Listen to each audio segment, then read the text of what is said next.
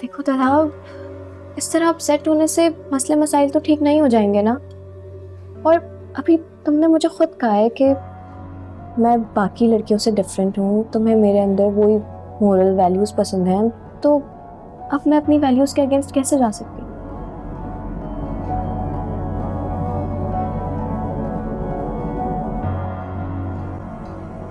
तुम सही कह रही हो, आई कैन अंडरस्टैंड।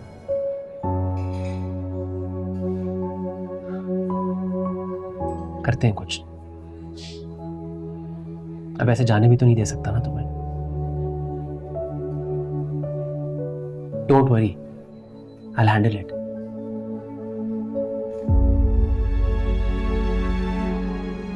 चलो खाना खाओ, ठंडा हो जाएगा।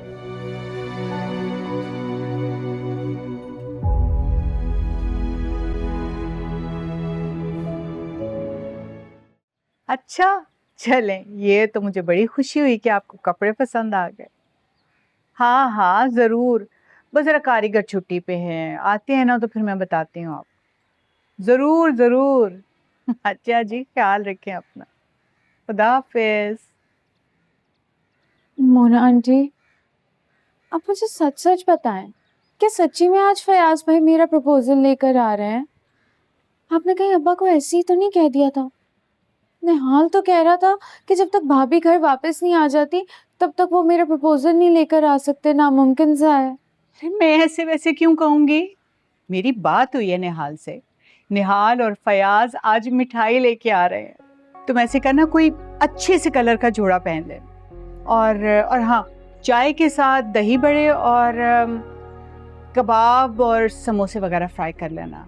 और ये प्लीज पहले तैयार करके रख लेना और बाद में रेडी होने जाना, वरना पसीनो पसीना हो जाओ। यकीन मानो मुझसे तो ये तलन वलन होती नहीं, वरना सच मानो मैं सब कुछ खुद फ्राई करके दे देती।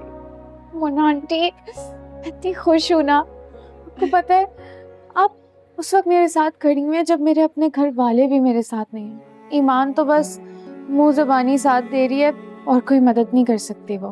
और अब्बा नरमीन तो सख्त नाराज है मुझसे। आपने मेरी माँ बन के दिखाया है। अरे तुम तो हो ही इतनी प्यारी, दिल चाहता है तुम्हारी मदद करने को। और तुम्हें पता है, मैंने तुम्हारे अब्बा को भी मना लिया है। मोना आंटी, मुझे ऐसा लगने लगा है जैसे अल्लाह ताला ने ना आपको मेरे लिए भेजा था इस घर में। आपके जरिए से मेरी जिंदगी की इतनी बड़ी खुशी पूरी हो रही है, क्या पता। अरे बहुत प्यारी हो तुम। अच्छा चलो, जल्दी से किचन में जाके काम शुरू कर दो, तुम्हारे ससुराल वाले आ रहे, सब कुछ परफेक्ट होना चाहिए। अच्छा, और शुक्र करो सास तुम्हारी है ही नहीं, एक जेठानी है, वो भी मैके में तशरीफ रखती है, मजे होंगे। जाओ जल्दी से काम शुरू कर दो, वक्त कम है।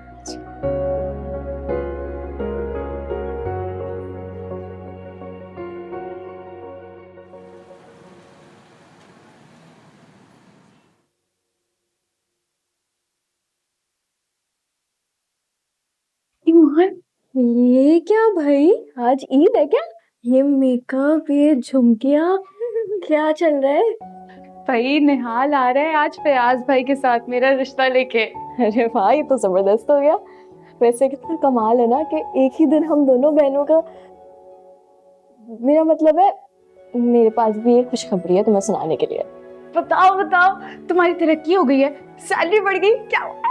कुछ ऐसा ही समझो, मेरी सैलरी बढ़ गई है, वो भी 40% से। That's so amazing.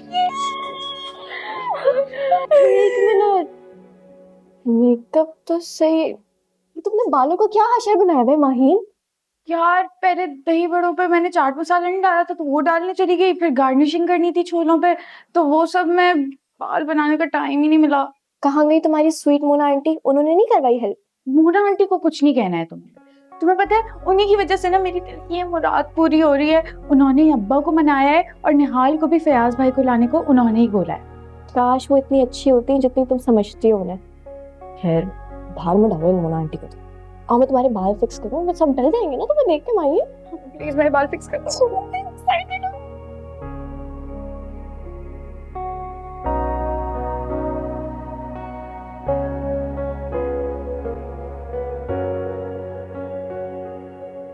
हुमायूं, इतना अंधेरा क्यों किया हुआ है? लाइट तो खोलो। हाँ वो बस एक दो सितारे ही रह गए थे, ज्यादा वो मसला नहीं है। अगर बीच रास्ते में छोड़ दूं ना तो फिर सारी मेहनत ज़ाया हो जाती, वरना मैं खोल देता। डैनी जो वो लगा हुआ माइक्रोवेव वाले के साथ किचन में, वरना वो ऑन कर देता है। चलो ये तो अच्छा हुआ कि हाथों हाथ माइक्रोवेव ओवन लग गया, आसानी हो जाएगी। अरे यही कहने आई थी मैं तुम्हें। हुमायूं, अब्बा मुझे भी पूरे दिन से फोन कर रहे हैं, मैंने उनकी कॉल रिसीव नहीं किया, तुम भी पिक मत करना। क्यों? क्योंकि वो चाहते हैं कि मैं और तुम वहां पहुंच जाएं, बहन और बहनोई की हैसियत से। आज निहाल माहीन का बाकायदा रिश्ता लेकर आ रहा है अपने भाई के साथ। मैं नहीं चाहती कि हो। निहाल और माहीन का रिश्ता कैसे हो सकता है हुमायूं? मैं नहीं देख सकती है। क्या हुआ, तुम्हें लग गई? कितनी मर्तबा कहा है एहतियात से काम किया करो, ये क्या करते हो तुम? मैं ठीक हूँ, आप फिक्र नहीं करें, मेरा तो काम है जख्मी होना। मत फिक्र करें, आप जाए अंदर, माइक्रोवेव पे देखिए लग गया सही से कि नहीं। जाइए जाइए, मैं ठीक हूँ।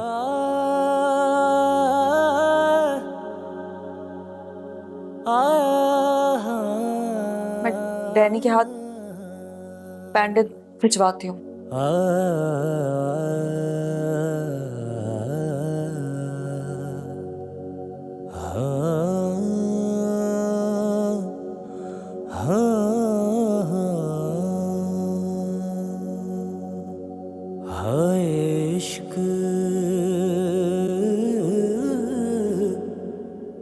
कासमी साहब, देखिए जो कुछ भी हुआ, मैं और निहाल दोनों ही बहुत शर्मिंदा हैं उस पर। हम आपसे माफ़ी भी मांग चुके हैं।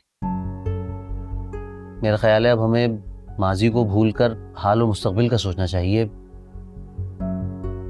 हाँ, लेकिन वो बात इतनी छोटी नहीं थी फयाज के उसको इतनी जल्दी भुला दिया जाए।